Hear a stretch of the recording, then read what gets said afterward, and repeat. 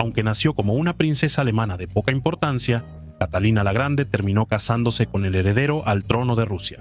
Eventualmente se convertiría en una gobernante poderosa por derecho propio, conocida por sus enérgicas políticas exteriores e interiores, así como por algunas tendencias que podrían considerarse más tiránicas.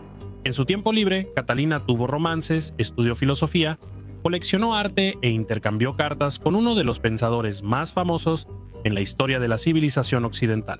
Sin embargo, a pesar de haber vivido una vida tan dramática, Catalina es más recordada por algo que en realidad nunca hizo.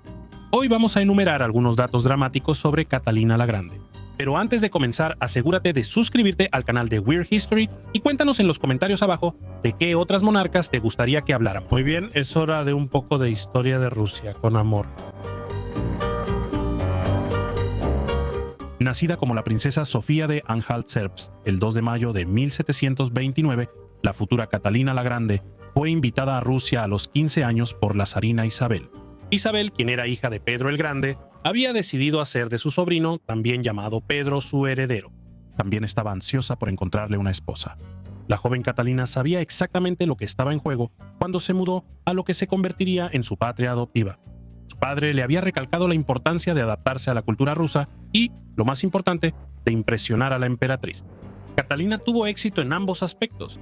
Aprendió el idioma ruso y finalmente se convirtió a la ortodoxia rusa antes de casarse con Pedro. En cuanto a la emperatriz Isabel, se dice que le tomó cariño a su futura sobrina mientras la joven se recuperaba de una enfermedad.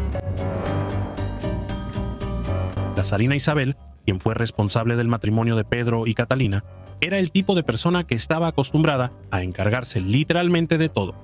Aunque Catalina inicialmente se ganó el favor de la mujer mayor, Isabel dominaría el matrimonio de la pareja, y después de que Catalina finalmente diera a luz, su relación se deterioró rápidamente. No hace falta ser un detective para entender por qué. A Catalina se le negó cruelmente la oportunidad de crear un vínculo con su bebé recién nacido. En cambio, Isabel tomó al pequeño Pablo y rara vez permitió que la madre y el hijo se vieran. La emperatriz básicamente crió al niño como si fuera suyo, y a Catalina solo se le permitía visitarlo de vez en cuando. El zar Pedro III es uno de los líderes menos recordados con cariño en Rusia, y tampoco fue particularmente querido en su propia época, porque a pesar de ser zar de Rusia, Pedro estaba mucho más interesado en la cultura alemana. Intentó obligar a la Iglesia Ortodoxa rusa a ajustarse a las tradiciones luteranas, una medida que resultó impopular entre la comunidad religiosa. También hizo las paces con el archienemigo de Rusia, Prusia, lo cual no hizo particularmente feliz al ejército ruso. Finalmente, intentó iniciar una serie de programas sociales liberales diseñados para mejorar la vida de los pobres, lo que creó todo tipo de problemas con la baja nobleza. No hace falta decir que el reinado de Pedro no terminó durando mucho tiempo. Los representantes de todas las facciones descontentas recurrieron a Catalina, y ella estuvo más que feliz de complacerlos. Se formó un plan para derrocar al zar.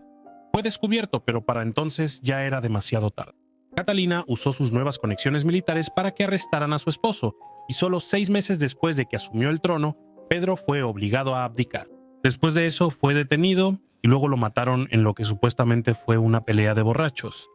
En este momento espero que te estés preguntando si Catalina mandó matar a su esposo. La verdad anticlimática es que nadie lo sabe realmente. Lo que sí sabemos es que Catalina definitivamente se benefició de la muerte de su esposo, y generalmente se cree que estaba feliz de liberarse de un matrimonio sin amor. Después de que Catalina la Grande falleció, surgió un rumor de que la gobernante tenía un gran apetito sexual, uno que no se limitaba a los seres humanos.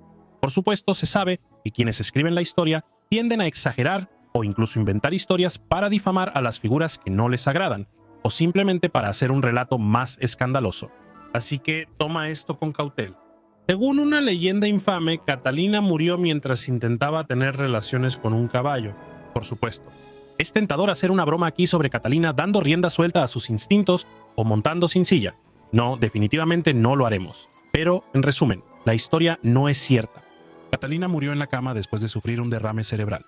Sin embargo, el hecho de que la historia del caballo siquiera se considerara plausible ciertamente plantea algunas preguntas interesantes sobre la cultura en la Rusia de finales del siglo XVIII. En cuanto a la vida real de Catalina, los historiadores coinciden en que, al igual que muchos de sus homólogos masculinos, tuvo numerosos amantes a lo largo de su vida. Todos ellos eran humanos, decepcionantemente humanos. Uno de esos famosos amantes fue Grigori Orlov, quien ayudó a Catalina a derrocar a su esposo. Otro fue Sergei Soltakov, quien según Catalina en sus memorias era el verdadero padre de su primer hijo. El Imperio Romano de Oriente, más conocido como el Imperio Bizantino, había estado bajo el control de los turcos otomanos durante siglos cuando Catalina la Grande se convirtió en líder de Rusia. A pesar de esto, Catalina soñaba con restaurar la monarquía griega y desarrolló algo llamado el Proyecto Griego para lograr ese objetivo.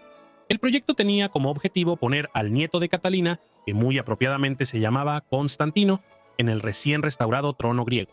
Una versión posterior del proyecto planeaba un nuevo reino llamado Dacia, que muchos sospechaban que estaba diseñado especialmente para uno de los amantes de Catalina, Grigori Potemkin. Catalina estaba sumamente dedicada a llevar a cabo el proyecto griego, pero al final, el esfuerzo fracasó. Como consuelo, el tratado que puso fin a las hostilidades entre Rusia y los turcos otomanos le dio a Catalina el control sobre el Mar Negro. No era exactamente lo que esperaba cuando inició todo el asunto del proyecto griego, pero seguía siendo un premio político de gran importancia. Es bien sabido que después de la muerte de su esposo, Catalina la Grande tuvo varios amantes. Pero los historiadores sospechan que pudo haber disfrutado de uno o dos romances mientras Pedro aún estaba vivo y coleando.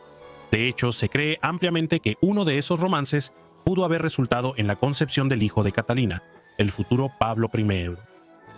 Verás, Pedro sufría de una condición llamada fimosis, que puede hacer que las relaciones sexuales sean muy incómodas. Como resultado, su matrimonio permaneció sin consumarse durante años. Con el tiempo, Pedro se sometió a una cirugía para corregir su problema, y Catalina poco después quedó embarazada. Las circunstancias han llevado a muchos a cuestionar si Pablo era realmente un heredero legítimo. Se sabe que para ese momento Catalina ya tenía a Sergei Saltykov como amante, e incluso la propia Catalina insinuó que Pablo no era realmente hijo de Pedro.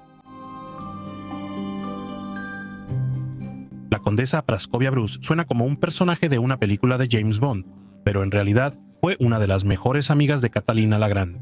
Las dos habían sido extremadamente cercanas desde su adolescencia. De hecho, fueron tan unidas durante tanto tiempo que Catalina le dedicó toda una sección de sus memorias a la condesa. Sin embargo, se rumora que la amistad de Catalina no era gratis. De hecho, implicaba una responsabilidad bastante grande en la alcoba. Según el mundialmente famoso amante y aventurero Giacomo Casanova, Catalina dispuso que Praskovaya probara a todos sus posibles amantes por ella. Si crees que eso suena como una forma de arruinar una amistad, entonces felicidades, eres más inteligente que Catalina la Grande. Supuestamente, el acuerdo resultó ser el fin de la amistad entre ambas cuando Catalina encontró a la condesa en la cama con un hombre de quien ella ya se había enamorado. Poco antes de llevar a cabo su golpe de estado y convertirse en emperatriz, Catalina dio a luz en secreto a un hijo que concibió con su amante, Grigori Orlov. Dado que su esposo seguía siendo el zar, Catalina tuvo que ocultar su embarazo. Cuando llegó la fecha del parto, incluso permitió que uno de sus sirvientes incendiara su propia casa como distracción porque sabían que Pedro disfrutaba ver las llamas. El bebé, el único hijo oficialmente ilegítimo de Catalina, fue llamado Alexei Bobrinsky. De adulto, Alexei acumuló grandes deudas, pero su madre lo consentía de todos modos. Se le dio la libertad de hacer lo que quisiera, y cuando su medio hermano Pablo se convirtió en emperador, nombró a Alexei conde del Imperio ruso y general mayor. Conocida por ser la llamada déspota ilustrada, Catalina disfrutaba leer filosofía. En particular, le interesaban los filósofos de la Ilustración, específicamente el escritor francés Voltaire. Ahora, ser emperatriz de Rusia tenía sus ventajas, y una de ellas era ser el tipo de persona con la que Voltaire se tomaría el tiempo de mantener correspondencia. Aunque nunca se conocieron en persona, comenzaron a comunicarse a través de una fascinante serie de cartas que duró 15 años. Se llevaban como viejos amigos, y Voltaire incluso ayudó a moldear la imagen de Catalina la Grande como una monarca sabia y justa. Se cree que su lealtad era tanto personal como política, ya que se sabe que tenía un retrato de la emperatriz en su dormitorio.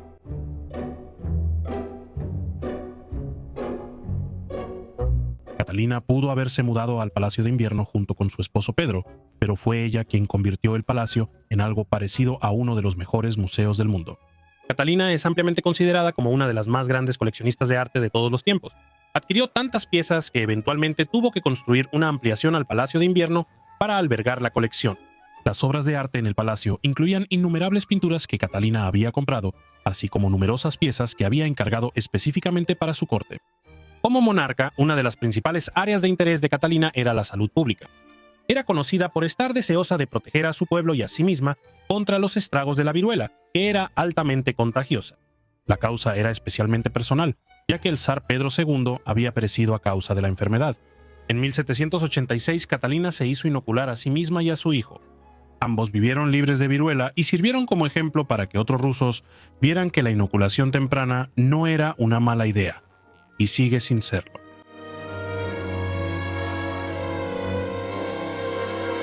Elvis Presley probablemente sea la figura histórica más famosa que haya muerto en el inodoro, pero casi tuvo una competencia muy seria. En 1796, a la entonces avanzada edad de 67 años, Catalina la Grande fue al baño para hacer sus necesidades reales. Se sentó y luego sufrió un derrame cerebral. Sus sirvientes la encontraron ahí y pudieron llevar a la emperatriz de regreso a su cama, donde finalmente falleció. Así que, aunque el derrame cerebral fatal pudo haber ocurrido en el baño, su muerte real sucedió en la recámara.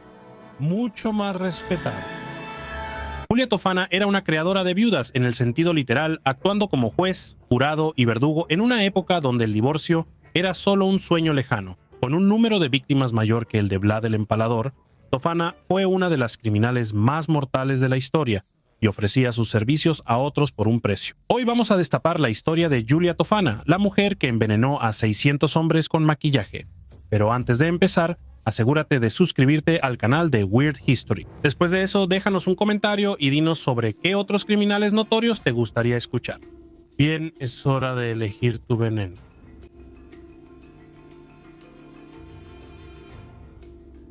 A lo largo del Renacimiento, el veneno fue una herramienta poderosa y popular para todo, desde intrigas políticas hasta divorcios clandestinos. Y Belle-Vive de Bow ni siquiera se formaría hasta dentro de 500 años.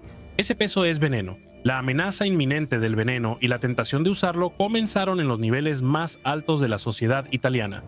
Tomemos el caso de Lucrezia Borgia.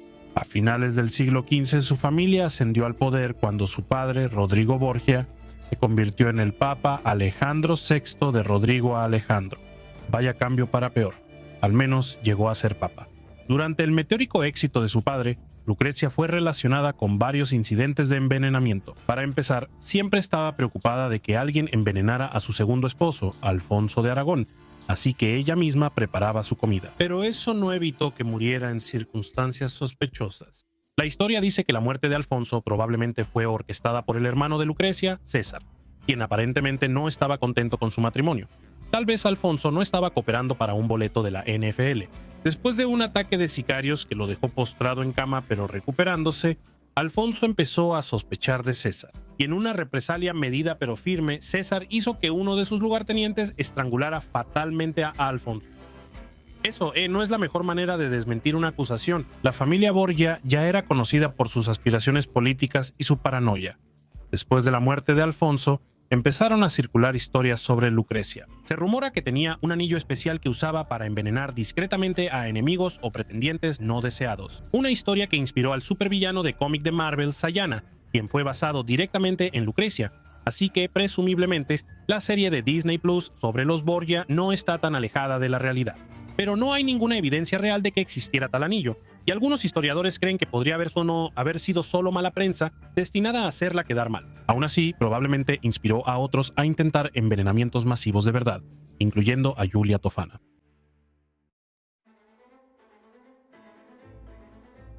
Aunque no se sabe mucho sobre su vida temprana, los relatos históricos sobre Julia Tofana dicen que pasó mucho tiempo cerca de boticarios, aprendiendo todo sobre diferentes tipos de cosméticos. En ese entonces no existían tiendas como Target, así que no podías quedarte merodeando en la sección de maquillaje. Ahora, los cosméticos del Renacimiento pueden sonar como una marca de maquillaje boutique para la que Zendaya hace de modelo, pero es seguro decir que ni tú ni la estrella de Euphoria querrían usarlos. Muchos cosméticos fabricados en esa época contenían ingredientes venenosos como arsénico, belladona y cochinilla. La propia línea de cosméticos de Tofana era el sofisticado Aqua Tofana, un veneno incoloro e inodoro que podía matar a alguien con tan solo 4 gotas. Tofana vendía su brebaje a mujeres que por una u otra razón querían deshacerse de sus esposos. Tardaba unas semanas, pero funcionaba. La primera dosis podía causar agotamiento y debilidad inesperados. La segunda podía provocar dolores de estómago o disentería. y la tercera y cuarta gotas se encargaban del resto. Esos esposos desprevenidos nunca lo veían venir hasta que ya era demasiado tarde. Ahora, una persona razonable podría preguntarse por qué Tofana creó un veneno tan indetectable destinado exclusivamente a matar esposos. Tofana afirmaba que solo ayudaba a una mujer a salir de un matrimonio donde el esposo era abusivo, o tal vez solo un poco molesto. Y la demanda por su veneno era tan grande que se mudó a Roma. Contrató a su hija para que la ayudara y disfrutó de mucha protección por parte de sus clientas, todo debido a la falta de derechos de las mujeres en Italia en ese entonces. En ese entonces, las mujeres podían verse obligadas o incluso ser vendidas para casarse en matrimonios infelices. Los esposos tenían control total sobre sus esposas, dejando a las mujeres sin poder y con pocas formas de escapar de un trato cruel. Y además, algunos de esos esposos tal vez solo roncaban demasiado fuerte.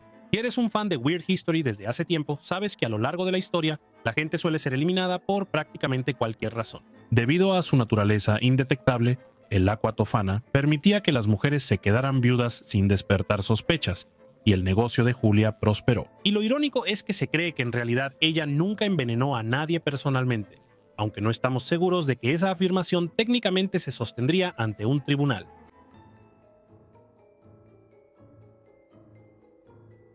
Disfrazar una bebida mortal requiere cierta destreza.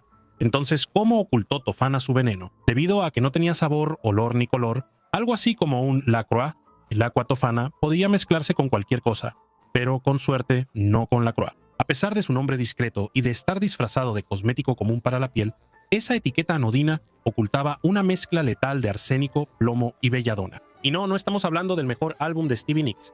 La belladona es mejor conocida como una planta mortal de la familia de las solanáceas, así que deja de jugar con nuestro corazón. Pero fue nuestro amigo arsénico quien tuvo el papel principal en Aqua Tofana, y el arsénico siempre ofrece una actuación inolvidable, provocando episodios épicos de vómito y diarrea. En consecuencia, el arsénico era especialmente adecuado para envenenar, porque sus efectos se confundían fácilmente con una serie de enfermedades comunes. Además, estaba fácilmente disponible para el público en general. Cualquiera podía simplemente entrar a una botica y comprar 1 o 2 frascos. Qué conveniente. No es de sorprender que la emprendedora Julia Tofana recurriera al arsénico mientras preparaba su brebaje. Para cualquier novia insatisfecha que buscara una salida definitiva del matrimonio, solo tenía que conseguir un poco de Aqua Tofana y hacerlo pasar como un producto de belleza. Luego solo hay que añadirlo a la comida, bebida o la piel del esposo para activar sus efectos letales. Este veneno realmente pega fuerte. Tofana vendía su poción venenosa en 2 formas diferentes. El primer disfraz era maquillaje en polvo. Eso sí que es un buen corrector. Este ingenioso método permitía que el veneno pasara desapercibido junto a otros maquillajes, lociones y perfumes sin levantar sospechas. Aunque los miembros de Kiss podrían haber notado que algo andaba mal, quienes se maquillaban de vez en cuando no tenían ninguna oportunidad. El Aqua Tofana también se vendía como cosmético bajo el nombre de Mana de San Nicolás de Bari. Con la imagen de un santo en el frasco, el veneno de Julia parecía un objeto devocional, engañando eficazmente a los esposos desprevenidos. Estos disfraces lograron engañar a las autoridades durante casi 50 años y ayudaron a crear una industria casera para italianas divorciadas por muerte misteriosa a finales de los 1600. Ciao, Bella.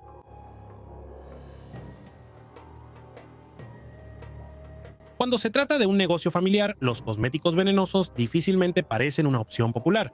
Para empezar, probablemente no tengas muchos clientes recurrentes, pero Tofana no fue la única envenenadora en su familia. Ella era hija de Tofania de Damo, una mujer que fue ejecutada en Palermo, Sicilia, en 1633 después de ser condenada por asesinar a su esposo, supuestamente con veneno. Diríamos que es un giro inesperado, pero eso es menos un giro y más una línea recta.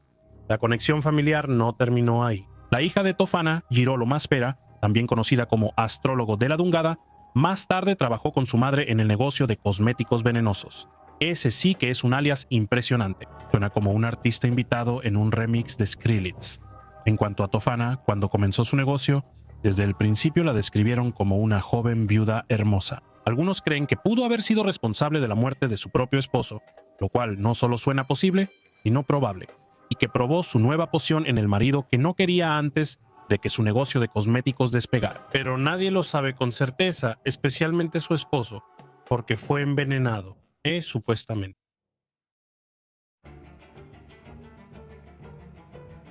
A finales de la década de 1650, una de las clientas de Tofana compró una botella de Aqua Tofana, la llevó a casa y puso un poco en la sopa de su esposo.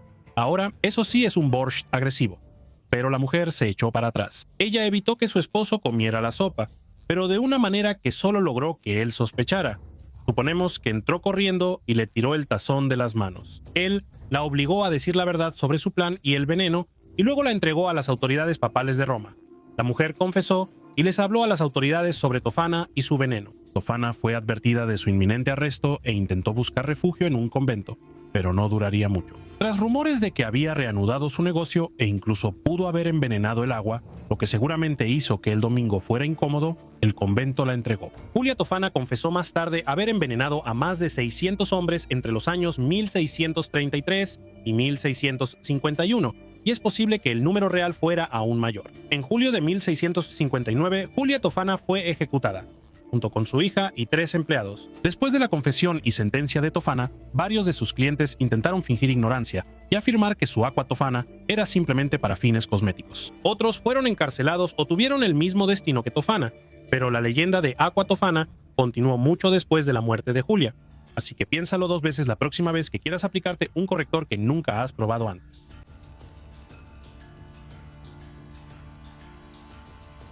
Mucho después de la muerte de Julia Tofana, el legado de Aqua Tofana seguía vigente. En 1791, el icónico compositor Wolfgang Amadeus Mozart afirmó que estaba siendo envenenado por el invento de Julia Tofana.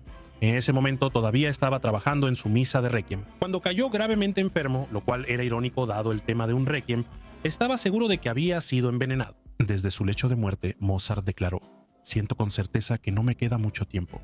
Estoy seguro de que he sido envenenado. Alguien me ha dado Aqua Tofana y ha calculado el momento exacto de mi muerte.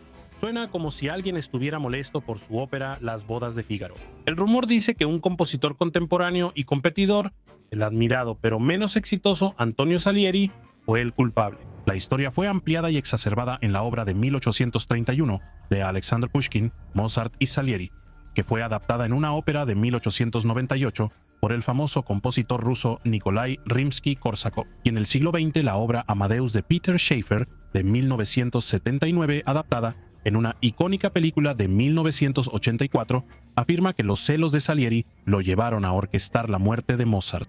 En última instancia, los síntomas de Mozart no tendían a indicar el veneno como el culpable, pero el hecho de que la receta de Julia Tofana todavía se discutiera más de 100 años después de su muerte solo demuestra lo potente que era. Quizás Salieri debió haber pensado en inventar un veneno. Cuando María de Médici se casó con el rey Enrique IV en 1600, Francia era un país desgarrado por años de guerras religiosas y civiles. Desesperada por el poder, María observaba mientras su esposo luchaba por controlar un país empeñado en autodestruirse, y esperó su momento para atacar.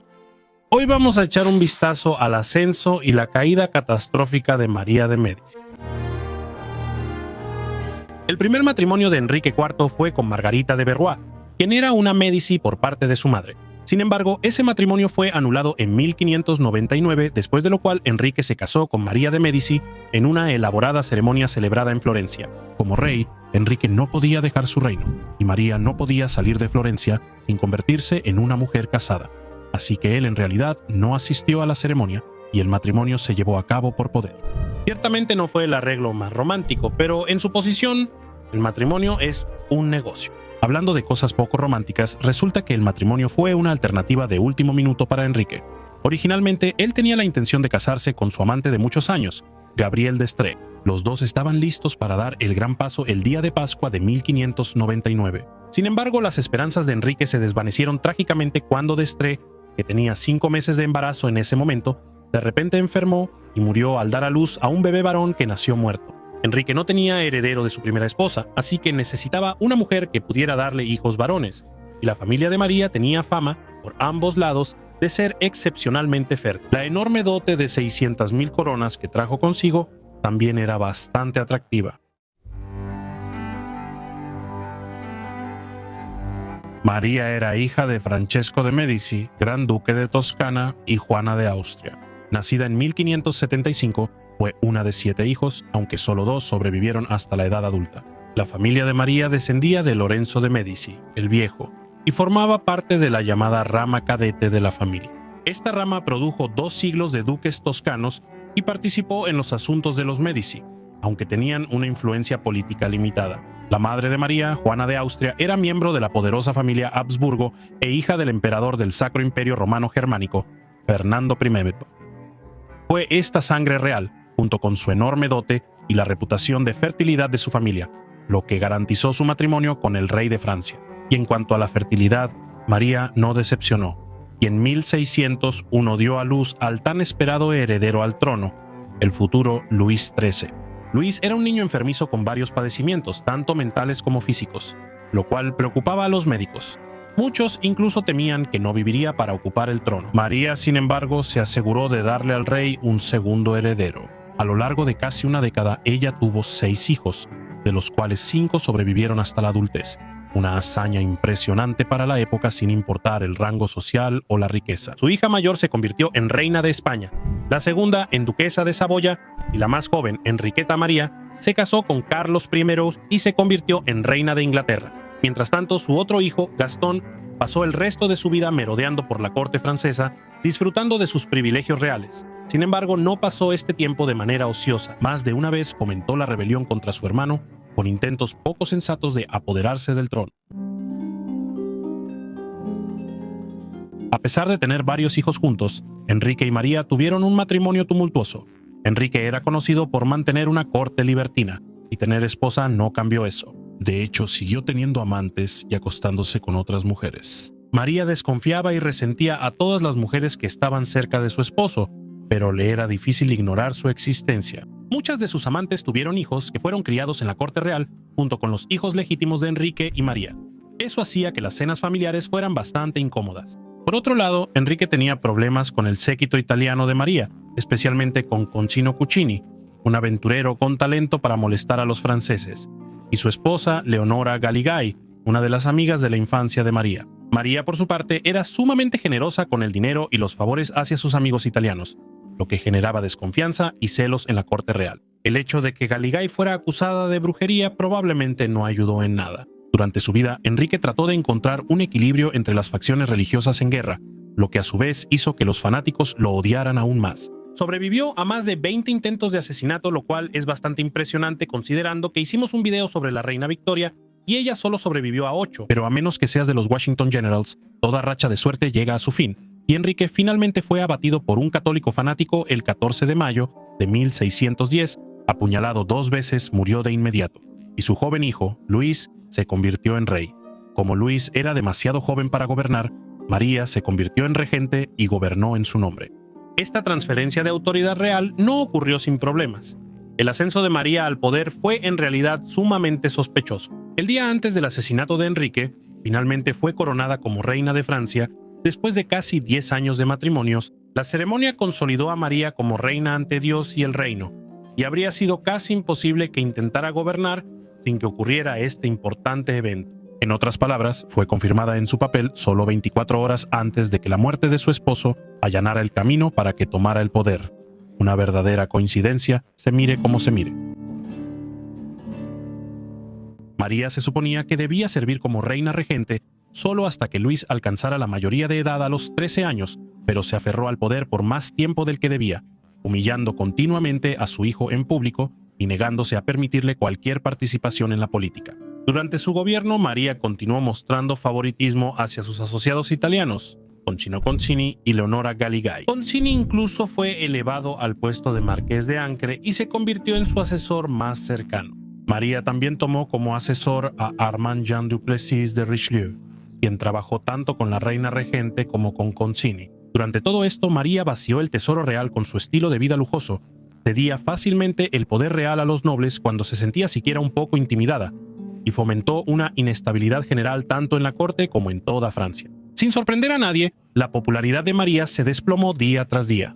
Incluso el hijo de María, Luis, no aprobaba el comportamiento de su madre. Él sabía que su lugar legítimo era en el trono, liderando el reino.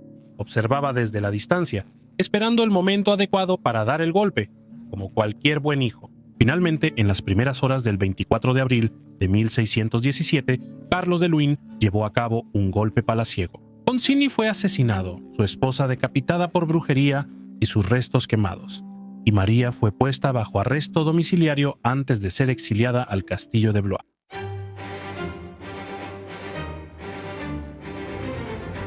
En el castillo de Blois, María planeó su regreso al poder con la ayuda de algunos nobles que seguían siendo leales a ella.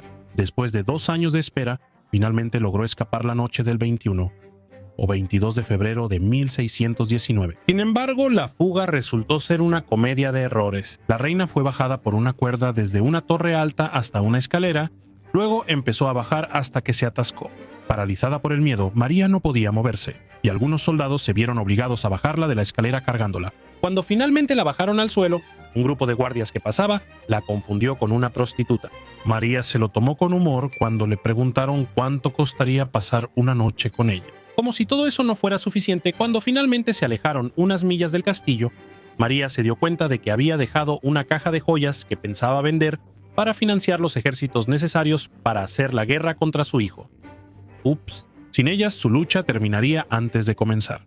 Ordenó que el carruaje diera la vuelta y, milagrosamente, el estuche de joyas seguía en el pasto donde lo había olvidado. Después de que María escapó del confinamiento y amenazó con hacer la guerra contra su hijo en 1619, Richelieu fue llamado para negociar la paz entre madre e hijo, lo cual logró con el Tratado de Angoulême. Según este acuerdo, María permanecería libre, tendría su propia corte y se le permitiría participar en el Consejo Real. Richelieu impresionó al joven rey y pronto se convirtió en uno de sus asesores más cercanos. Con el apoyo de María y Luis, Richelieu fue elevado al puesto de cardenal en 1622. Durante principios de la década de 1620, Richelieu fue una fuerza fundamental detrás de las políticas y acciones de Luis XIII contra los hugonotes o protestantes franceses. Conspiró contra el ministro principal del rey, Carlos de la Bouville, y lo derribó con cargos de corrupción en 1624.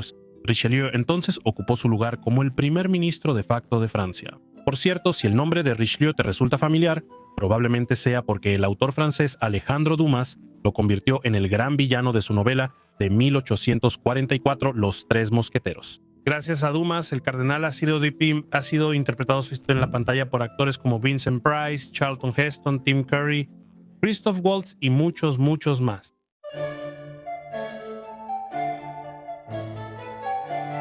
Una vez que María estuvo en paz con su hijo, puso la mira en construir un elaborado palacio en París para glorificar su posición. El diseño de lo que se conoció como el Palacio de Luxemburgo se inspiró en el Palazzo Pitti de Florencia y la construcción comenzó en 1615, pero la construcción se detuvo cuando María cayó en desgracia. Sin embargo, pudo retomar el proyecto durante el período relativamente pacífico de la década de 1620. El arquitecto Salomón Dubros construyó el palacio y sus famosos jardines a lo largo de la margen izquierda del Sena, y ha servido como sede del Senado francés desde 1958. En una de las salas del Palacio de Luxemburgo, María estableció una galería especial para exhibir una serie de pinturas del maestro barroco Pedro Pablo Rubens. Las 2 docenas de obras maestras fueron encargadas a principios de la década de 1620 y estaban destinadas a crear una biografía visual de su vida. Conocidas como el ciclo de María de Médici, las pinturas representan alegóricamente eventos significativos de su vida, incluyendo su matrimonio por poderes, la muerte de su esposo, la proclamación de su regencia y sus negociaciones en Angulema. Las pinturas fueron más un ejercicio temprano de relaciones públicas que una verdadera narración de los hechos. María fue retratada una y otra vez como la salvadora de Francia, cuando en realidad casi llevó al país a la ruina en más de una ocasión. A pesar de haber hecho las paces con su hijo, la posición de María en Francia volvió a decaer a finales de la década de 1620.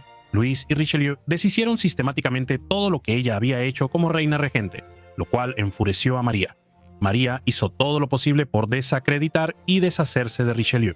El 10 de noviembre de 1630, en un momento de ira descontrolada, María desató una avalancha de insultos contra el cardenal, exponiendo ante su hijo todos los cargos que pudo imaginar. Luis salió de la habitación sin decir una palabra, lo que María interpretó como una buena señal.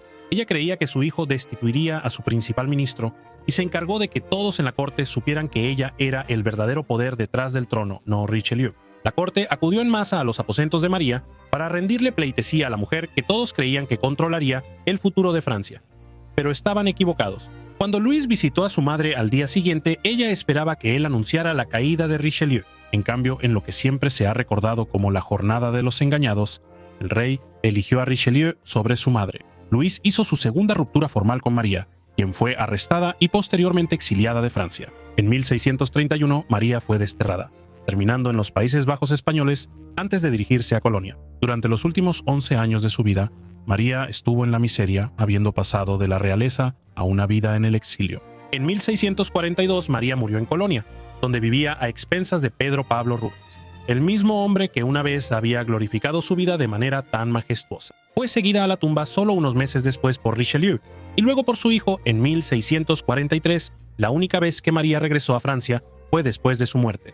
Su cuerpo fue enterrado en la Basílica Real de Saint-Denis en París. Hasta el final de su vida, nunca dejó de arremeter contra Richelieu, produciendo panfletos en su contra y su tiranía, hasta que exhaló su último aliento como una mendiga en un país lejano. Incluso después de más de 3000 años, los misterios que rodean a la reina egipcia Nefertiti siguen fascinando tanto a arqueólogos como a aficionados a la historia. El reinado de Nefertiti y su esposo Amenhotep IV fue una época turbulenta en la historia de Egipto. La pareja desechó a los antiguos dioses y estableció una nueva religión que les dio poder absoluto sobre todos sus súbditos, lo cual no fue muy bien recibido.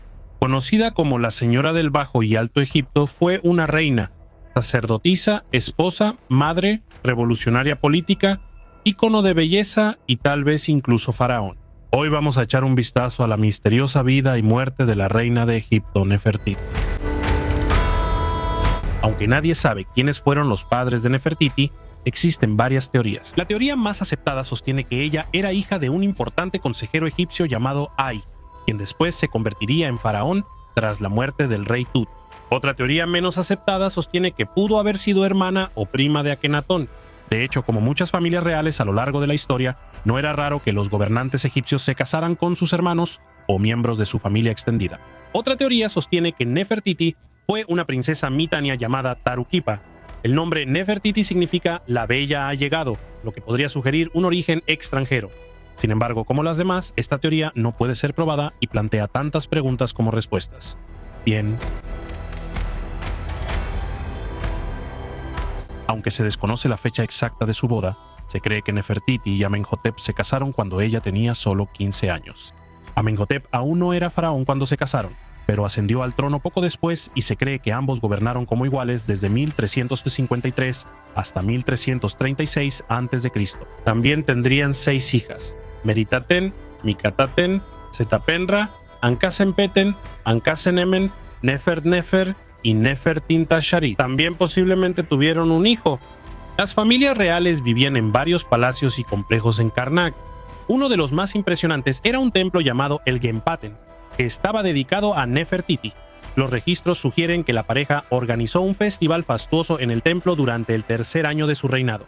Una representación muestra a Nefertiti y Amenhotep, junto con sus hijas en la corte real, observando a la multitud en este festival desde un lugar especial en su palacio. El arte de la época generalmente representa a la pareja como inseparables e incluso los muestra besándose en público. Uy, escandaloso. Esto ha llevado a algunos a creer que ambos pudieron haber estado realmente enamorados, una cualidad que no se muestra a menudo entre los antiguos faraones y sus esposas. Se cree que Nefertiti fue fiel a su esposo, a pesar de que se sabe que él tuvo hijos con otras mujeres, incluyendo, muy posiblemente, al futuro rey Tutankamón.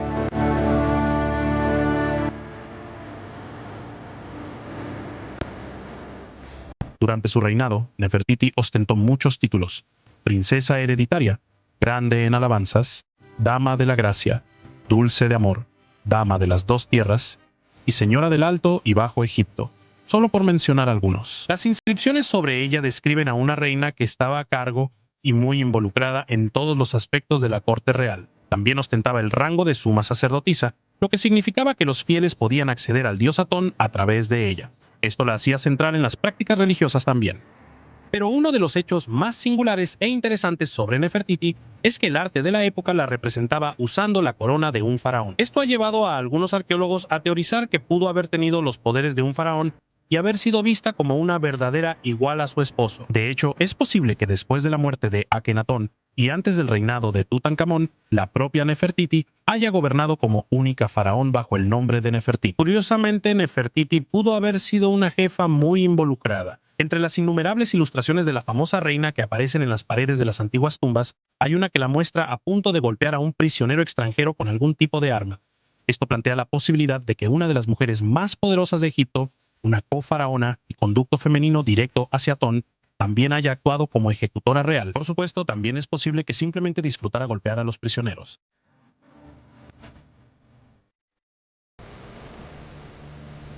Cuando Amenhotep IV se convirtió en faraón, heredó un reino que era próspero y poderoso, pero junto con Nefertiti cambiaría Egipto de maneras dramáticas, siendo la más importante el cambio de la religión estatal para adorar al sol. El dios Amón fue reemplazado por el dios Atón, y se creó una nueva capital llamada Aka-Atón a más de 200 millas al norte de la anterior. Los antiguos dioses fueron eliminados poco a poco de la sociedad. Sus templos fueron cerrados y sus sacerdotes fueron obligados a convertirse. El faraón incluso mandó construir toda la ciudad de Tel el Amarna para adorar a Atón y exigió que los fieles se mudaran allí. Para subrayar la importancia de la nueva religión, la pareja gobernante incluso cambió sus propios nombres. Amenhotep se convirtió en Ajenatón y Nefertiti se convirtió en Nefertuaten Nefertiti, lo que significaba hermosas son las bellezas de Atón. Ha llegado una mujer hermosa. Finalmente, para reforzar su propio poder, se designaron a sí mismos como los únicos dos sacerdotes de Atón. Se cree que nada de esto fue muy popular entre el pueblo de Egipto, pero enfrentarse al faraón era una forma rápida de morir, así que la mayoría simplemente lo aceptó. Con el tiempo, sin embargo, Ajenatón se volvió intolerante con las religiones antiguas y otras creencias, y comenzó una larga y costosa campaña para destruirlas. El reino cayó en deudas y caos.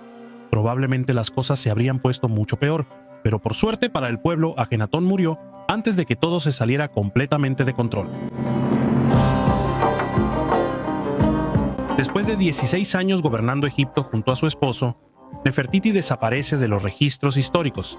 Nadie sabe por qué, pero existen varias teorías. Ajenatón y Nefertiti causaron una gran cantidad de agitación política durante su reinado, así que sus sucesores hicieron todo lo posible por borrar su legado. Se destruyeron registros y artefactos, y el final de la historia de Nefertiti pudo haber sido destruido junto con ellos. Por otro lado, algunos arqueólogos creen que Nefertiti desapareció de los registros porque murió. Lo que apoya esta teoría es el hecho de que la hija de la pareja Meritatán se sabe que sirvió en la corte como la gran esposa real durante los últimos años del reinado de Akenatón. Esto podría sugerir que Meritatán reemplazó a su madre fallecida como consorte de Akenatón. Otros teorizan que ella se convirtió en corregente y gobernó bajo el nombre de Smenkhkre. Estos historiadores sostienen que Nefertiti fue cofaraón en los últimos años de su esposo y luego continuó gobernando después de su muerte hasta que Tut pudo asumir el trono. Curiosamente, la hija de Nefertiti, Maritaten, también fue consorte de Smenkhkre. Cuando la tumba del rey Amenhotep II fue excavada en 1898, se descubrieron 3 momias misteriosas detrás de una pared oculta. Ubicada en el Valle de los Reyes, se encontró que la tumba contenía la momia del rey, así como la de una joven a quien los arqueólogos sospechaban que era Nefertiti. Más de un siglo después, en 2010, Zahi Hawass, quien es el ministro de Estado de Asuntos de Antigüedades de Egipto, anunció los resultados de una serie de pruebas de ADN que, según él, demostraban que la momia conocida como la joven era en realidad la hermana de Akenatón. Pero eso no fue todo. La prueba también mostró que la joven era la madre del rey Tut. El asunto parecía resuelto hasta 2013, cuando el egiptólogo francés Marc Gabold disputó las conclusiones de Hawass.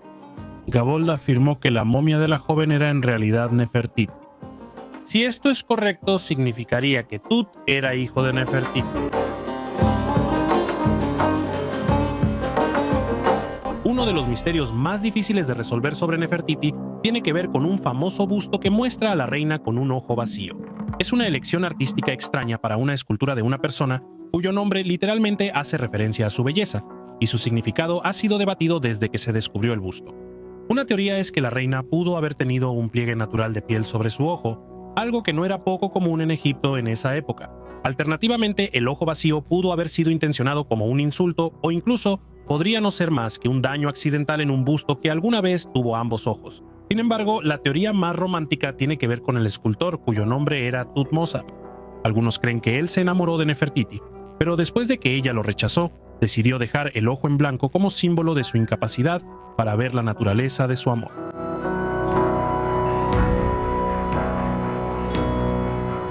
Nefertiti es famosa por su belleza. Todos los bustos y pinturas conocidos de ella muestran a una persona con rasgos que habrían sido muy apreciados en esa época. Pero algunos investigadores están empezando a pensar que esta imagen puede no ser tan precisa. Usando tomografías computarizadas del famoso busto de Thutmose de Nefertiti, de 3.400 años de antigüedad, los científicos pudieron observar la máscara original de la reina, que estaba oculta bajo todas las capas. Las diferencias observadas incluyen una protuberancia en el puente de la nariz, arrugas en las mejillas y cerca de las comisuras de la boca, y menos profundidad en las esquinas de los párpados. Esto ha llevado a algunos expertos a concluir que el escultor real utilizó sus vastas habilidades para crear una versión idealizada de la reina. Igualmente plausible es que Akhenaton mismo insistiera en que su esposa fuera retratada como más bella físicamente de lo que era en la vida real. Sea lo que sea que haya ocurrido, el rostro que hoy conocemos como Nefertiti probablemente no coincidía con la realidad de su apariencia.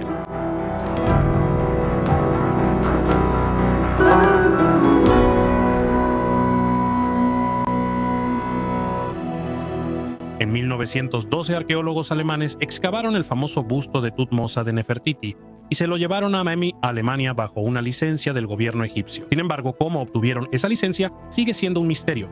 En ese momento, el país estaba dominado por el Imperio Otomano, pero estaba bajo el dominio británico. Para complicar aún más las cosas, el Departamento de Antigüedades de Egipto estaba dirigido por los franceses. Sea como sea, para 1913, el busto ya se exhibía en el Neues Museum de Berlín. Después de que los nazis tomaron el poder, se apoderaron del busto junto con muchas otras obras de arte invaluables y las escondieron. Cuando le preguntaron sobre el busto de Nefertiti, el propio Hitler dijo: "Nunca cederé la cabeza de la reina". Sin embargo, después de la muerte de Hitler, las tropas estadounidenses finalmente localizaron el busto en una mina de sal y lo colocaron en un museo en Berlín Occidental. En 2009 fue devuelto al Neues Museum, que finalmente había sido reconstruido después de ser bombardeado en la Segunda Guerra Mundial. El gobierno de Egipto, por su parte, considera la estatua como propiedad saqueada y cuestiona la pretensión de Alemania de tener algún derecho legal de propiedad. La reina Victoria gobernó Gran Bretaña e Irlanda desde 1837 hasta su muerte en 1901. Sin embargo, no fue fácil. Durante su largo reinado, la reina Victoria vio a su reino atravesar algunos acontecimientos traumáticos y difíciles. Ella era sumamente popular en Inglaterra y todavía se encuentra entre los monarcas más queridos y conocidos en la historia del mundo. A lo largo del camino, la monarca tendría que sobrevivir a nada menos que 8 intentos de asesinato por parte de 7 personas diferentes. Hoy vamos a echar un vistazo a los 7 hombres que intentaron asesinar a la reina Victoria.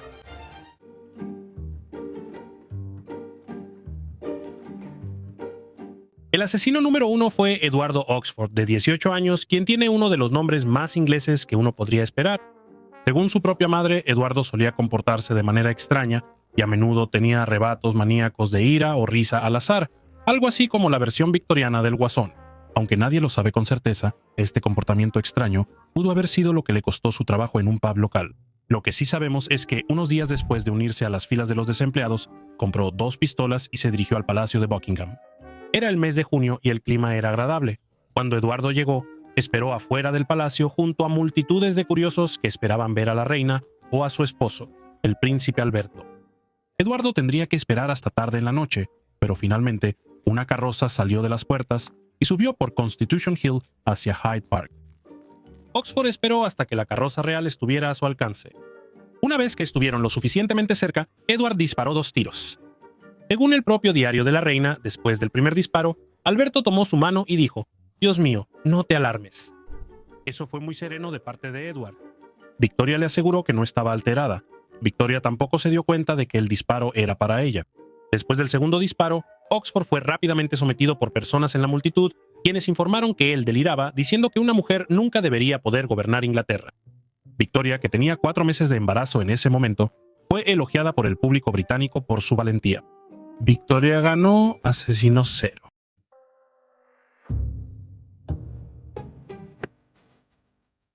Después de sobrevivir a su primer intento de asesinato, la reina Victoria probablemente esperaba que algo así nunca volviera a suceder. Pero sucedió 2 años después. Esta vez el aspirante a asesino fue John Francis, un ebanista y exactor con antecedentes penales por robo.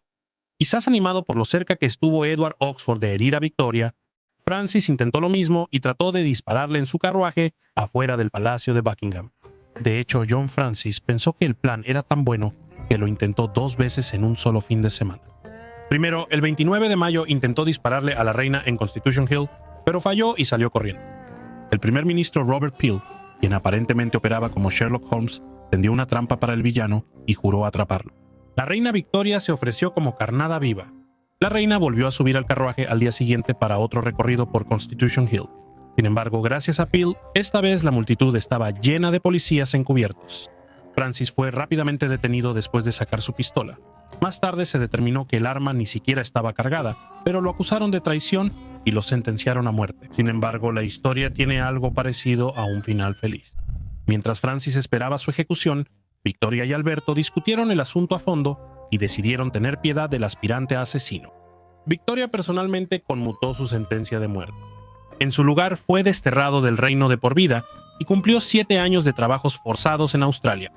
Victoria con 2 puntos de 3, asesinos 0.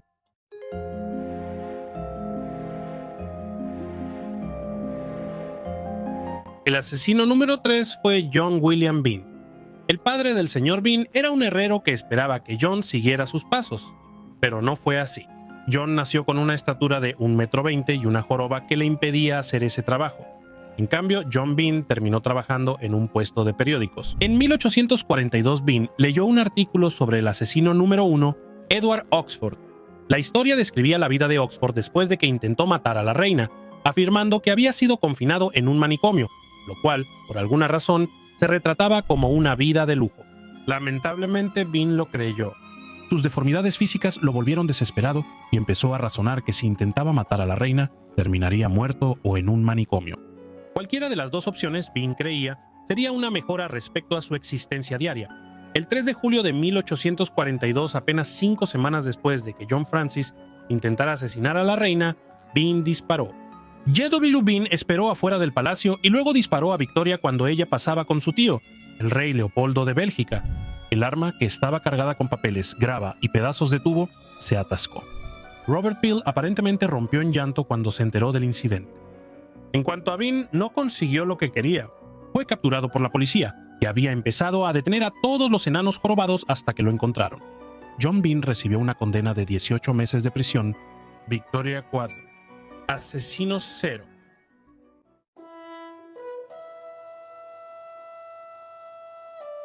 Sobrevivir a 4 intentos de asesinato en 2 años es mucho para cualquiera.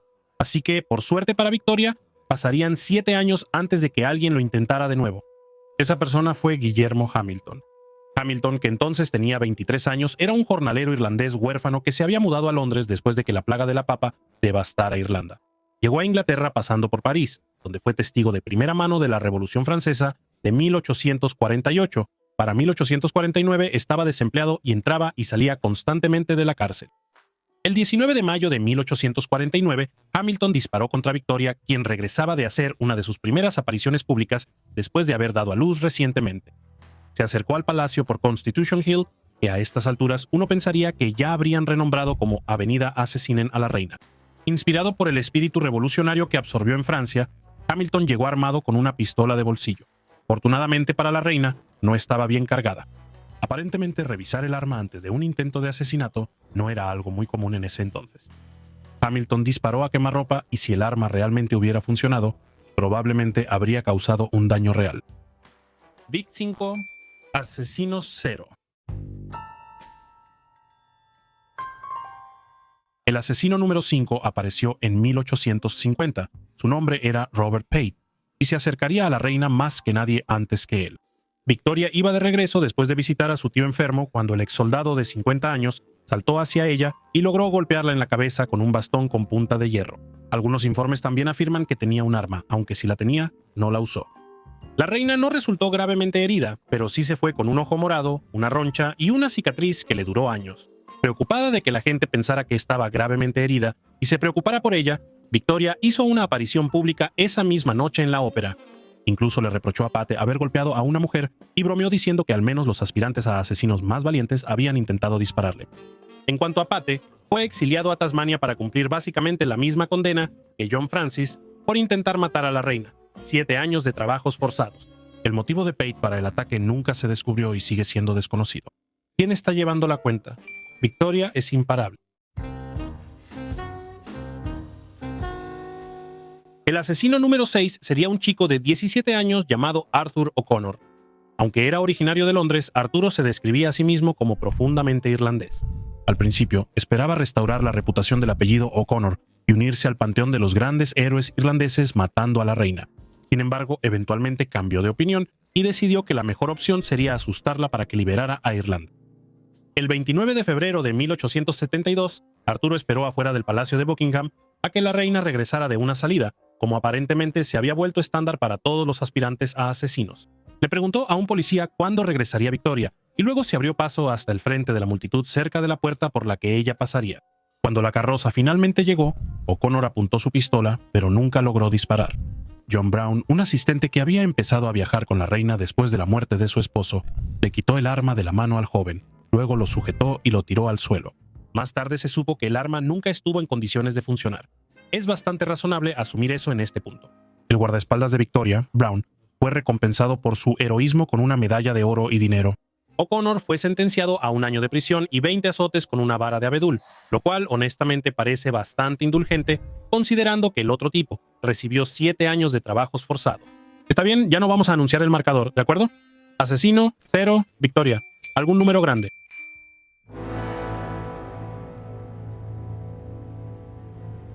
La séptima y última persona que intentó asesinar a la reina Victoria se llamaba Roderick MacLean y era un radical irlandés. En ese momento la corona estaba bajo una intensa presión de Irlanda y de los nacionalistas irlandeses que querían la independencia, y eso le dio a MacLean motivos para odiar a la reina. Sin embargo, MacLean también tenía otros problemas. Anteriormente había estado en un manicomio, donde le diagnosticaron manía homicida y una extraña aversión al número 4. Aquí en Weird History lo entendemos un poco. No nos gusta el número 1, es el número más solitario. Sea cual sea la causa, MacLean apareció afuera de la estación de Windsor el 2 de marzo de 1882. Cuando la reina salió de la estación en tren, MacLean disparó. Como era de esperarse, falló por completo y la reina no resultó herida. 2 espectadores desarmaron a MacLean y Victoria les agradeció en el acto. ¿Qué? ¿Ni dinero ni medalla de oro? ¿Qué tacaños? ¿Qué? ¿Se le acabó algo? MacLean fue juzgado por alta traición, pero en un giro inesperado, fue declarado no culpable por razón de locura. La reina, quien aparentemente ya no sentía lástima por las personas que intentaban matarla, expresó su descontento con una sentencia leve y urgió a su gabinete a crear leyes más severas.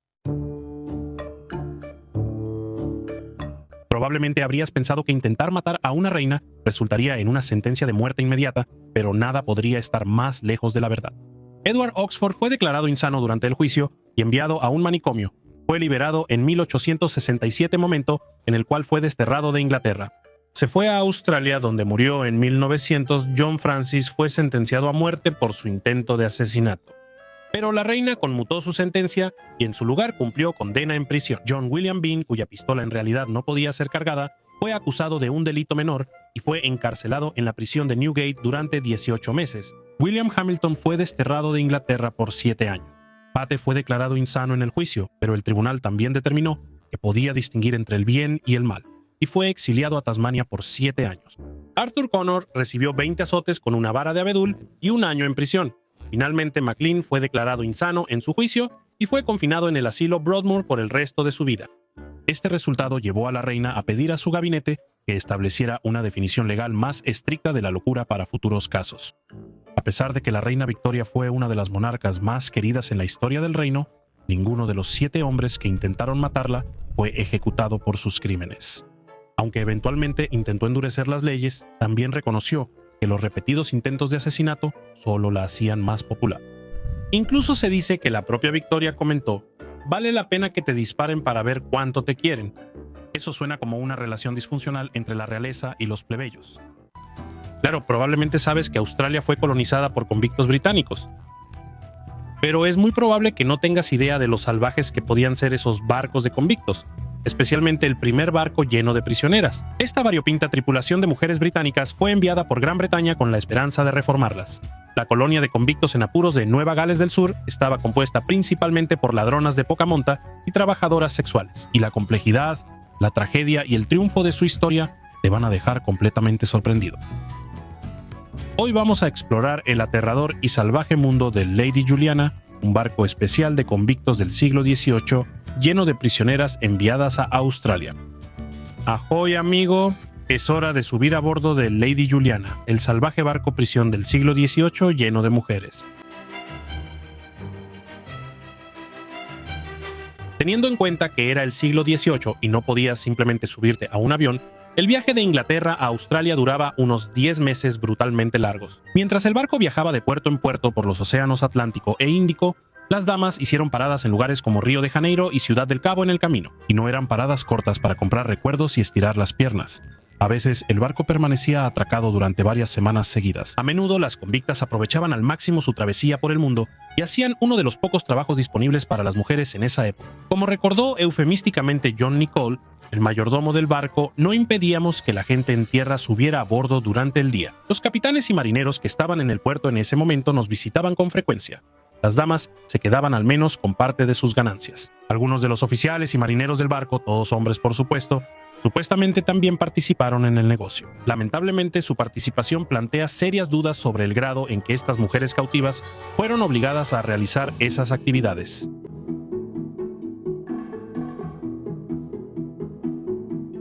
Ya fuera por amor, deseo, coerción, aburrimiento o necesidad, muchas de las mujeres a bordo del barco se convirtieron en esposas de los oficiales y miembros de la tripulación. Como recordó el mayordomo del barco, John Nicol, en sus memorias del viaje, cuando ya estábamos bien adentrados en el mar, cada hombre a bordo tomó una esposa de entre las convictas.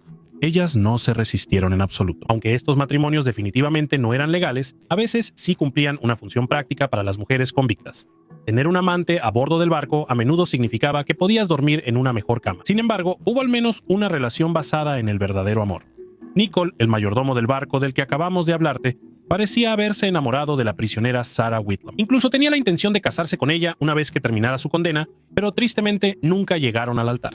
Nicol tuvo que regresar a Gran Bretaña, dejando a Whitlam y a su hijo atrás en Australia. Intentó encontrarla y reunirse con ella, pero trágicamente nunca volvieron a verse. Es un poco como la trama de Titanic, pero con un embarazo y una delincuente condenada de por medio. Y si te cautivó la historia de amor de Nicol y Whitlam, debo advertirte que la mayoría de las parejas a bordo no eran precisamente tan desafortunadas como la de ellos. La falta de privacidad para las prisioneras en los barcos de convictos significaba que los miembros de la tripulación tenían acceso a ellas, y sus relaciones entre interacciones podían no ser consensuadas. Considerando que la edad de consentimiento en la Gran Bretaña del siglo XVIII era devastadoramente baja, 10 años para ser exactos, algunos miembros de la tripulación no tenían problema en tomar esposas adolescentes durante el viaje. La historiadora Pamela Horn identificó a Jane Forbes, de 14 años, como una de esas jóvenes esposas.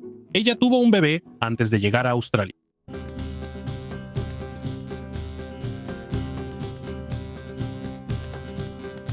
Las mujeres de Lady Juliana tenían un propósito particular.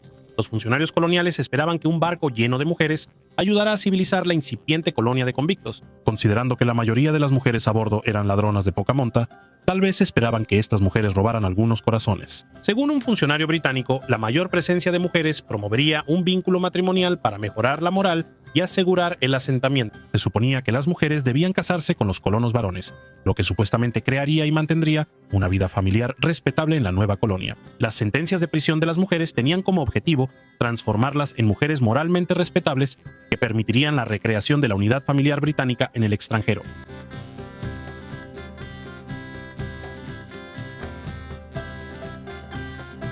Las mujeres que eran transportadas a Nueva Gales del Sur en el Lady Juliana eran prisioneras, pero sus vidas fueron trastocadas por infracciones que, honestamente, desde nuestra perspectiva del siglo XXI, no parecen tan graves. Aunque algunas de las mujeres a bordo de Lady Juliana pudieron haber sido trabajadoras sexuales, esa no fue la razón por la que las enviaron a Australia. El trabajo sexual o la prostitución no era un delito castigado con envío a una colonia penal. De hecho, la mayoría de las mujeres en el barco habían sido arrestadas y sentenciadas por distintos grados de robo.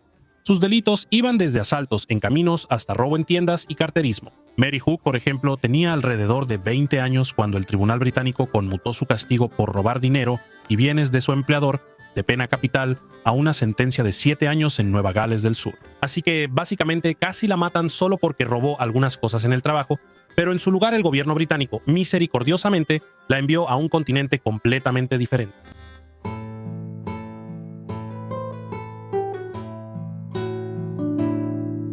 Una de las convictas más notables en el barco fue Elizabeth Barnsley. Fue condenada por el peligroso y atroz crimen de robar un poco de tela. De todos modos, Liz, la ladrona de telas, rápidamente se convirtió en una líder durante el viaje. John Nicol escribió sobre ella diciendo: ella era muy amable con sus compañeras convictas que eran pobres. Todas estaban ansiosas por servirle. Era como una reina entre ellas. Barnsley, quien terminó forjando una carrera como madama mientras estaba a bordo del barco, Fue fundamental para supervisar las actividades económicas de sus compañeras convictas en cada puerto a lo largo del viaje. Aunque no estaban siendo transportadas a Nueva Gales del Sur por prostitución, muchas de las mujeres a bordo del Lady Juliana pudieron haber sido trabajadoras sexuales, además de los pequeños delitos que cometieron. Existía una economía robusta de la prostitución en la Gran Bretaña del siglo XVIII, así que es razonable suponer que al menos algunas de las más de 200 convictas participaron en ese tipo de trabajo.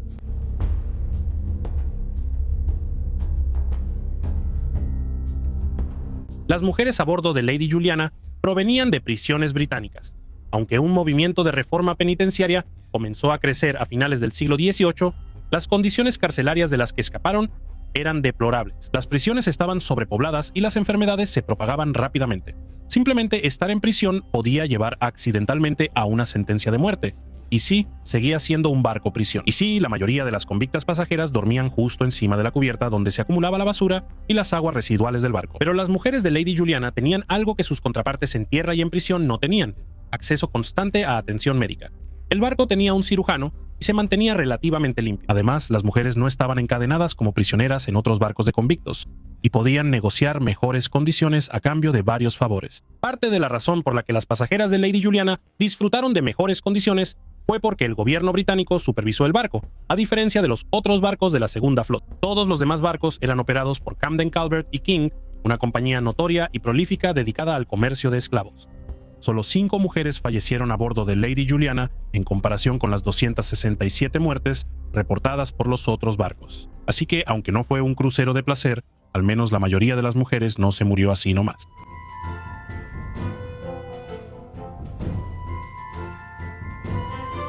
La gran mayoría de las mujeres que embarcaron en el Lady Juliana tenían 20 y tantos y 30 y tantos años, pero no menos de 51 de ellas, alrededor del 22%, eran adolescentes. Maria Wade fue una de esas adolescentes que pudo haber tenido apenas 11 años mientras estaba a bordo. Sin embargo, los estudiosos debaten sobre su edad exacta. Maria era la más joven en el barco. Como muchas de sus compañeras de barco, Wade finalmente se casó y tuvo una gran cantidad de hijos en Australia. Aunque no hubo demasiados problemas a bordo de Lady Juliana durante su viaje de 11 meses, surgió un incidente notable relacionado con la embriaguez que llevó a un comportamiento desordenado. Pero vamos, si estuvieras en un barco lleno de chicas criminales geniales, ¿no te gustaría echarte unos cuantos shots de tequila con tus amigas? Para frenar supuesta conducta escandalosa, los miembros de la tripulación hicieron que la pasajera Nance Farrell usara una chaqueta hecha de un barril de madera reutilizado para evitar que se pusiera demasiado borracha y desordenada. Cuando eso no funcionó, recurrieron a azotarla 12 veces. ¡Qué fuerte!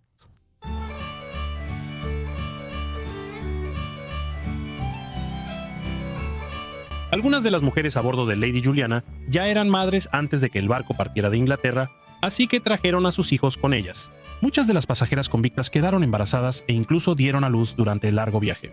Los historiadores generalmente creen que nacieron entre 5 y 7 bebés en el barco, pero el mayordomo John Nichols sugirió que no menos de 20 habían nacido mientras el barco estaba en el puerto de Río. Estaban preparados para los nacimientos. El barco había recibido una pequeña donación de ropa para bebés antes de salir de Inglaterra. Esto le da un significado completamente nuevo al concepto de partos en el agua.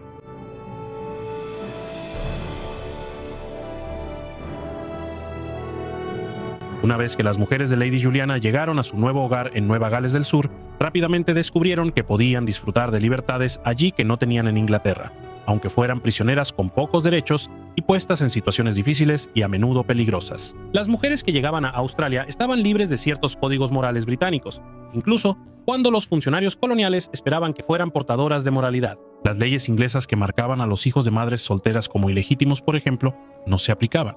Aunque ser transportadas a una nueva colonia para casarse y propagar la vida familiar británica sin duda era un fastidio total, muchas mujeres aprovecharon al máximo sus circunstancias en Australia. Algunas pasajeras de Lady Juliana ascendieron socialmente una vez que terminaron sus condenas y hasta iniciaron sus propios negocios. Y Marsh, por su parte, tuvo éxito después de ser abandonada por su marido de a bordo. Ella comenzó y dirigió una variedad de negocios, incluyendo una licorería y una compañía de transbordadores. Así se hace. Aunque pudieron haber tenido una experiencia dura y aterradora, no hay duda de que este barco lleno de mujeres dejó un impacto duradero en Australia y cambió el curso de la historia para siempre. Las mujeres de Lady Juliana llegaron a ser conocidas como las madres fundadoras de Australia. Entre sus trabajos secundarios en los puertos de escala y sus trueques románticos a bordo del barco, su viaje ha quedado registrado en los libros de historia como uno de los más legendarios. La historia de Marguerite Elibert es una de supervivencia tenaz, seguida de una vida lucrativa como trabajadora sexual. Ella Barrett fue una mujer formidable que salió de un mundo de pobreza para codearse con la élite de Francia, logrando su objetivo de convertir sus aventuras amorosas en grandes sumas de dinero en el proceso. Hoy vamos a ver la extraña vida de Marguerite Elibert. Marguerite veía el amor no desde un punto de vista romántico, sino como una forma de sobrevivir y prosperar. Incluso fue una de las amantes del príncipe Eduardo Besto y luego se casó con un miembro de la realeza egipcia. Sin embargo, ese evento monumental es donde su historia da un giro homicida. Al final, Marguerite pasó a la infamia como la princesa quedó impune tras cometer un asesinato. Antes de comenzar, asegúrate de suscribirte a Weird History y tu madre nos dijo que deberías dejar un comentario, así que adelante. Bien, vamos a empezar. Hija de un cochero de carruaje de alquiler y una sirvienta, Marguerite Elibert nació en la clase media de Francia, es decir, no en la pobreza extrema. En el invierno de 1890, su madre y su padre eran, para no andarnos con rodeos, un completo fracaso como padres. Cuando su hermano menor, de 4 años, fue atropellado por un camión, y en lugar de ir tras el conductor o al menos llevar al pequeño al cementerio, los padres enviaron a su traviesa hija, que había perdido a su hermano, con las hermanas de María, para que la torturaran psicológicamente. Las monjas le enseñaron a la joven Margarita que, de no ser por sus pecados, su hermano de 4 años seguiría vivo, sin importar el camión. Con más ayuda de las hermanas de María, Margarita pasó el resto de su infancia llena de culpa limpiando la casa de otra persona, solo para perder tanto la infancia como la casa por un embarazo no planeado a los 16 años. Seguramente esto solo era un obstáculo en el camino al inicio de una vida sana llena de posibilidades. Es broma, la echaron de la casa para que se muriera de hambre en las calles. Mientras que el bebé de Marguerite fue a vivir a una granja, como solía hacerse en esos tiempos, la propia Marguerite se convirtió en trabajadora sexual y fue reclutada por una tal Madame Denard, encargada de cortesanas. La Madame entrenó a Marguerite para usar su encanto y belleza natural para ganar dinero en vez de tener bebés, lo cual le pareció perfecto a Marguerite. Madame Denard presumía que Marguerite era la amante de casi todos mis mejores clientes, caballeros adinerados y de buena posición en Francia, Inglaterra, Estados Unidos y otros países. Fui yo quien la convirtió en una especie de dama. Era atrevida en ese sentido. Margarita ya había aprendido de las hermanas de María que solo podía contar consigo misma si quería sobrevivir y prosperar de alguna manera. También había aprendido a cantar ahí, mezzosoprano, una habilidad muy útil para cualquier cortesana de categoría. Parece que había encontrado una carrera satisfactoria en la que podía aprovechar todo lo que había recibido de sus padres.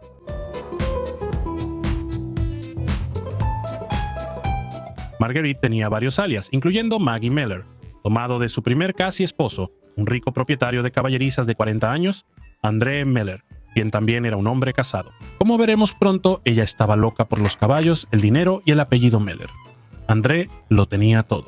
O no, aunque Maggie nunca estuvo realmente casada con Meller, por las leyes de los hombres y de Dios y todo eso, a la joven de 17 años le gustaba tanto el apellido y el dinero que decidió tomarlos para sí misma. Debemos admitirlo, Maggie Meller sí suena bien, y pronto se daría cuenta de que eso era lo más cercano a un anillo que recibiría de este sujeto. Irónicamente, André, que seguía casado 6 años después, dejó de ser el sugar daddy porque Maggie no podía o no quería serle fiel. Liberada de las garras de la pobreza extrema y con unas 200,000 libras esterlinas cortesía del señor Meller, Maggie recuperó a Raymond, su hija, de la granja y más tarde la enviaría a estudiar a Londres. Fue la única cosa realmente decente que se sabe que hizo.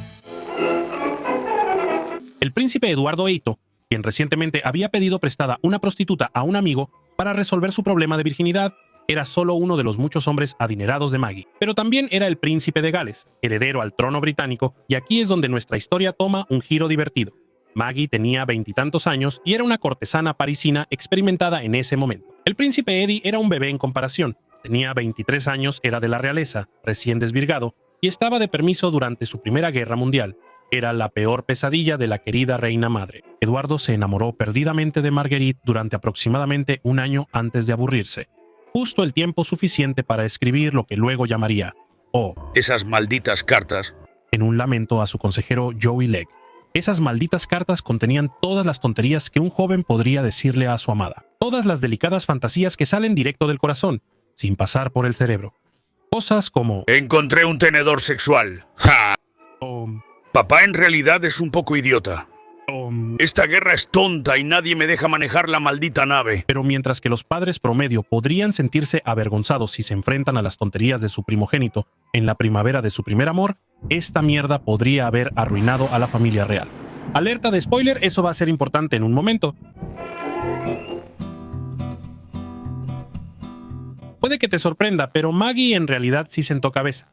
Bueno, al menos se casó. En 1919, después de un año de enviarle constantes amenazas al príncipe Eduardo VIII, recordándole que todavía tenía todas esas malditas cartas, Maggie Miller se casó con Charles Laurent, que era guapo y aburrido, y le ahorró muchos problemas al príncipe Eduardo. Gente, para eso existe la gente aburrida. Se divorciaron 6 meses después, y Maggie obtuvo un buen acuerdo económico para ella sola. Un departamento, caballerizas para 10 caballos, autos, montones de sirvientes y, por supuesto, un nuevo nombre para usar si así lo deseaba. El nuevo bey de Maggie en realidad era un bey, o señor, no un príncipe. Pero eso no impidió que la gente en ciertos círculos la llamara Princesa Fahmy cuando se casó con el ridículamente rico Ali Kamal Fahmy Bey y se estableció con él en el Cairo. El egipcio que no era un príncipe recibió su título de bey de Egipto y Egipto es una nación orientada al Islam. La vida estrictamente recta de la esposa de un bey no era precisamente atractiva para la hedonista consumada y probable dominatriz Maggie Miller, pero aceptó bajo 2 condiciones. La primera era que se le permitiera usar ropa occidental. Está bien, es toda una negociadora. La segunda, que se le permitiera divorciarse de él. El príncipe Fahmy no estaba muy de acuerdo con eso, pero estaba dispuesto a fingirlo si eso significaba que Maggie se convertiría. Justo antes de la boda, el astuto Fahmy quitó la cláusula de divorcio de la mesa y la reemplazó con un edicto que le permitía conseguirse más esposas. Tal vez sí eran almas gemelas después de todo.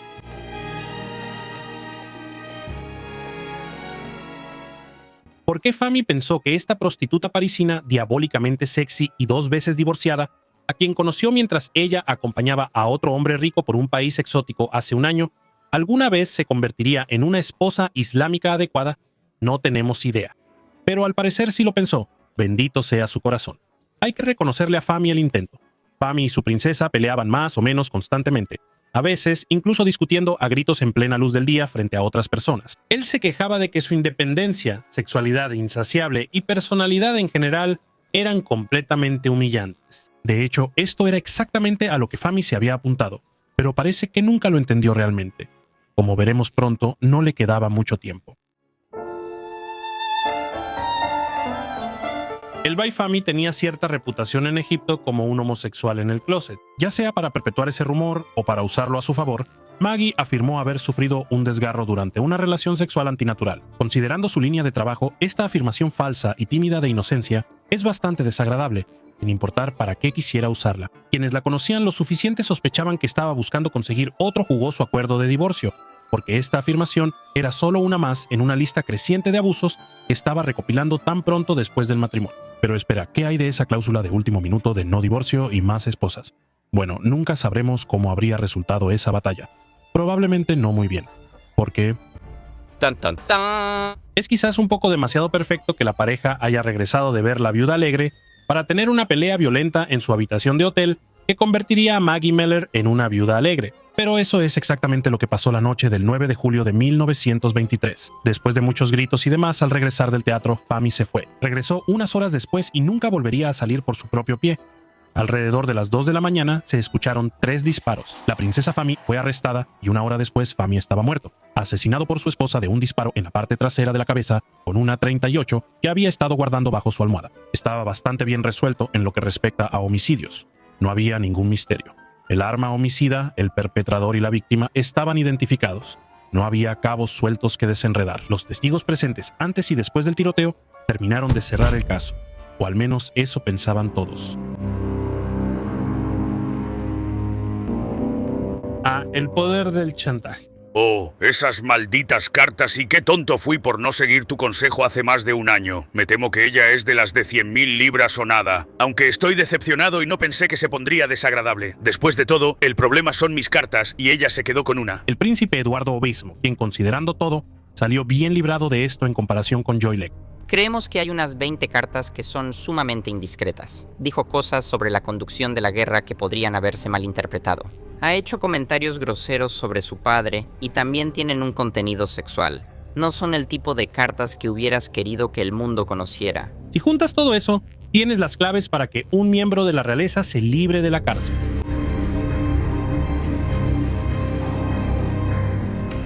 Las monjas que criaron a la mamá de Maggie no criaron a ninguna tonta. Su habitual carta de amenaza infame al príncipe Eduardo Beito sobre sus cartas era un estribillo que la ex niña de coro convertida en dama de compañía estaba feliz de volver a cantar, solo que esta vez había mucho más que 100.000 libras en juego. Se movieron influencias para proteger la reputación del príncipe y de su familia. La vida de Maggie como mujer de la noche nunca fue admitida como prueba, y por lo tanto no pudo ser examinada, resolviendo así el problema de esas molestas cartas y asegurándose de que nadie pensara menos de Maggie por su trabajo, ni de Eddie por haber tenido 23 años alguna vez. Esto, combinado con el racismo clásico de los locos años 20, aseguró que la defensa pudiera presentar la versión que necesitaba. El difunto Bae como el golpeador de esposas, un ser infrahumano que compraba e intercambiaba, y Marguerite como la pobre mujer blanca atrapada en sus salvajes garras morenas. Adivina cómo terminó eso.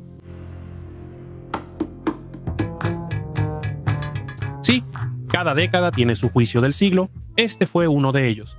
La gente hacía fila alrededor del edificio para ver la acción o enviaba a sus sirvientes a comprar y apartar asientos para ello. Aparte de la calumnia despiadada contra la víctima, en realidad no hubo mucha, acción. En septiembre de 1923, Bay Fami fue condenado por la opinión pública como un pequeño monstruo malvado, depravado, racialmente inferior y pervertido. Marguerite Talibert fue absuelta de todos los cargos.